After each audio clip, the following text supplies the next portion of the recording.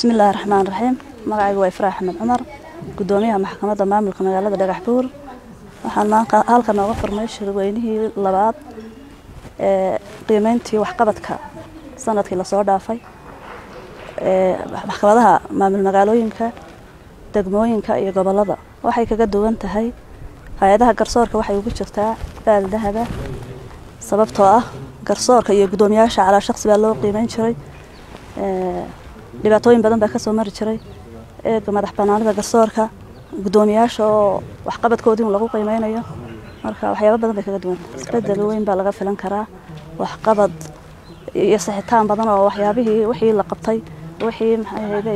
dhaliishii oo la iska saxo waxyaabo badan baa aan ka faa'iideynaa waxyaabo badan bay iska bedeleen garsoorka saxitaan badan baa lagu sameeyay dabagal qiimeyno badan marka bulshada laga garanayaa ujeedada ugu muhiimsan waxa weeyaan in la saxo dhaliilihii sanadkii hore la soo dhaafay wixii khaldamayna la saxo wixii saxaymaana la dhageysto.